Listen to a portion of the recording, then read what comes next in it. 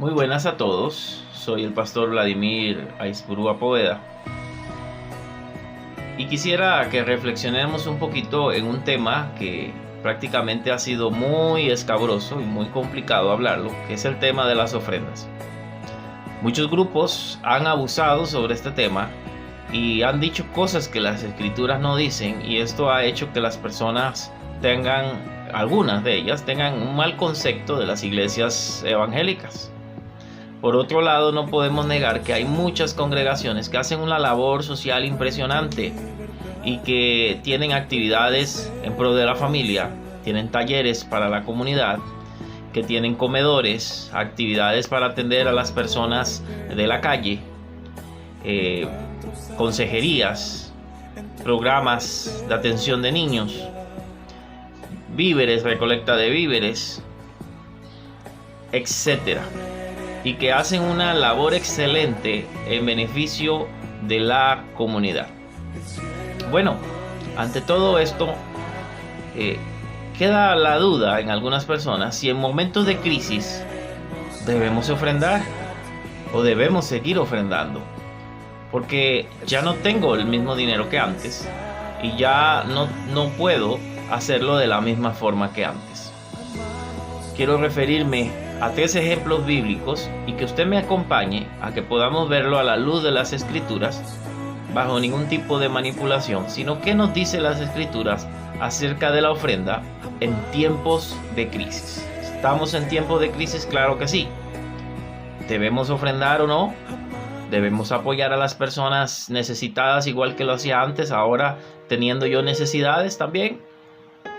Bueno, acompáñenme y veamos juntos 3 pasajes y qué es lo que Dios nos dice a través de las Sagradas Escrituras en cuanto a este tema. Empecemos, mis hermanos. La ofrenda en tiempos de crisis. Uno de los ejemplos lo encontramos en la iglesia de Macedonia, en 2 Corintios capítulo 8, versículo 1 al 4. Asimismo, hermanos, os hacemos saber la gracia de Dios que se ha dado en las iglesias de Macedonia, que en grande prueba de tribulación la abundancia de su gozo y su profunda pobreza abundaron en riquezas de su generosidad.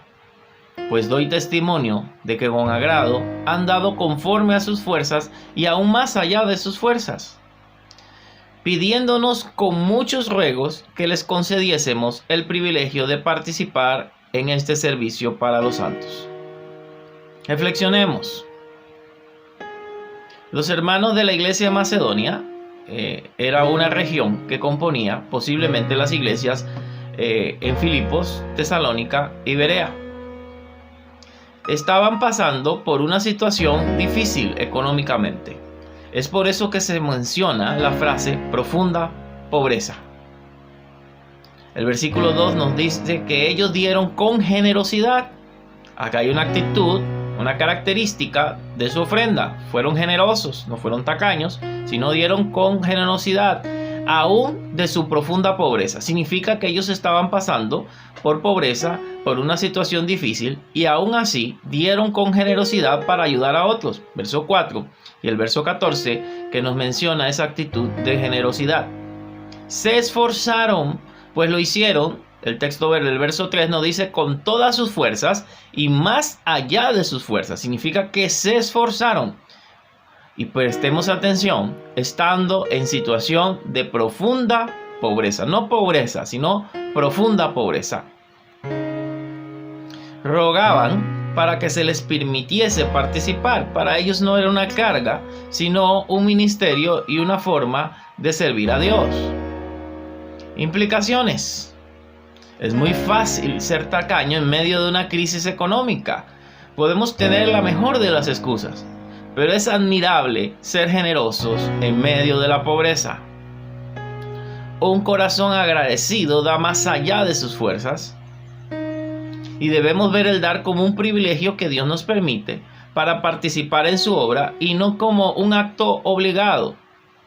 El segundo ejemplo lo tenemos en la viuda pobre, en Lucas capítulo 21 del 1 al 4. Dice así: levantando los ojos, vio a los ricos que echaban sus ofrendas en el arca de las ofrendas. Vio también a una viuda muy pobre que echaba allí 2 blancas. Y dijo: en verdad os digo que esta viuda pobre echó más que todos, porque todos aquellos echaron para las ofrendas de Dios de lo que les sobraba, mas esta de su pobreza echó todo el sustento que tenía. Reflexionemos en algo. Esta ofrenda se utilizaba para el mantenimiento del templo, para que el templo estuviera en buenas condiciones. Un templo que dentro de poco tiempo sería destruido. Y el texto nos muestra ofrendas de Dios. Lo cataloga como ofrendas de Dios. Aunque eran para el templo, Dios lo ve como una ofrenda que era para él. Y Jesús así lo hace conocer. La blanca era la moneda judía más pequeña. Esta viuda dio todo lo que tenía para su sustento en la ofrenda.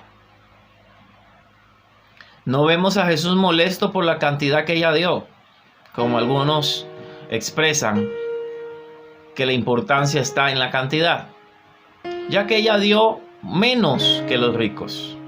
Pero tampoco vemos pidiendo que se le devolviera la moneda. No vemos a Jesús reclamando que ella era pobre y no tenía que dar.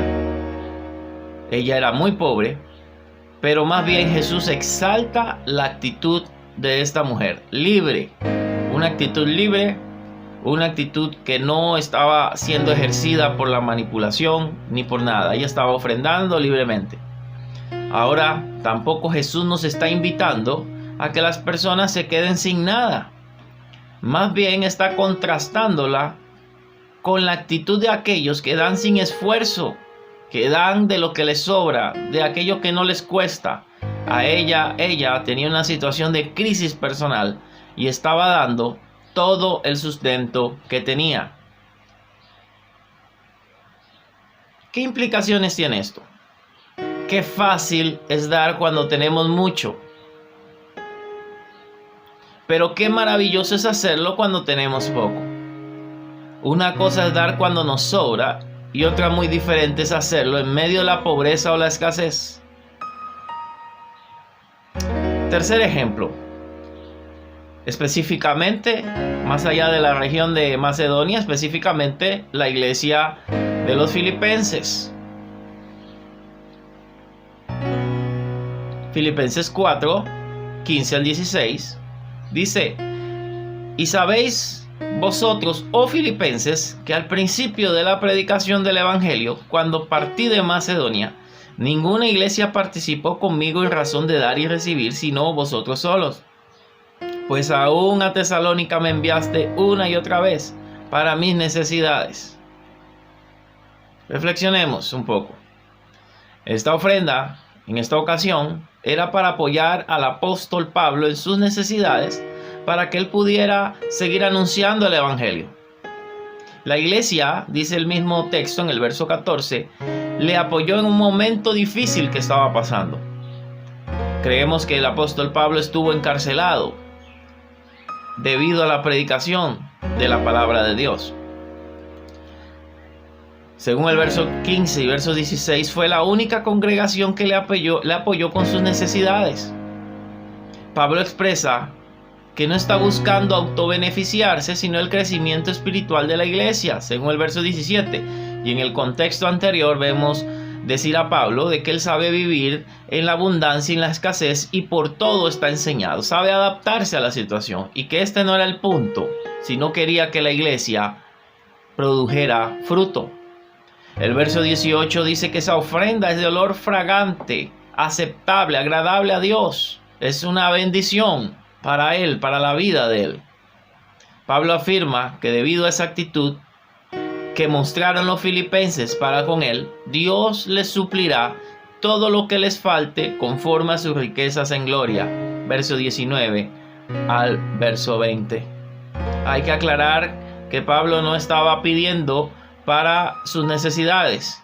Y hay que aclarar que Pablo no estaba pidiendo lujos.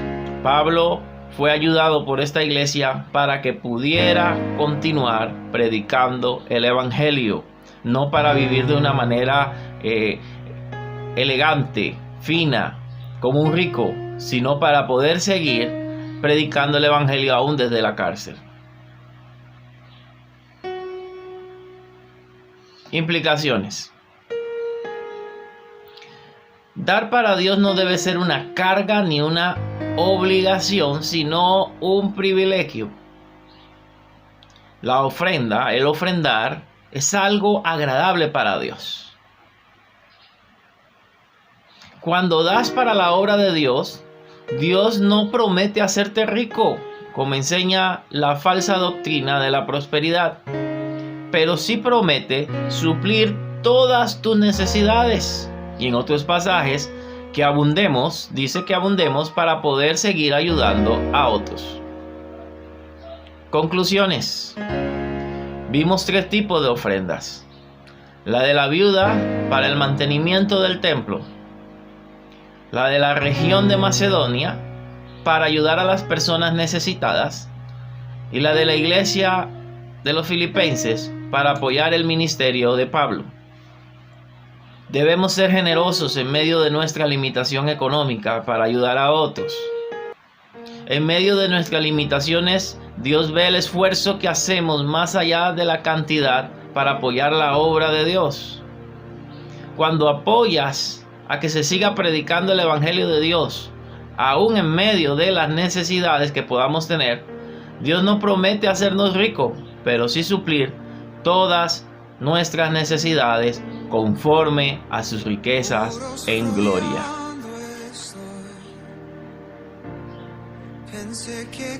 Para finalizar, podemos nosotros entonces entender de que la ofrenda siempre es y siempre será de carácter voluntario, que ésta refleja lo que hay en nuestro corazón y que Dios valora el esfuerzo que hacemos para ofrendar para su obra y para ayudar a las personas que están necesitadas. Promete bendecirnos si lo hacemos de corazón y de una manera agradecida, nunca de una forma obligada. Tiene que nacer de nuestro corazón. Ahora la decisión es tuya. Si crees en lo que dice la Biblia, si crees en lo que dice la palabra de Dios, si le crees a Dios, Él entonces suplirá todo lo que nos falta conforme a sus riquezas en gloria. Que Dios me les bendiga.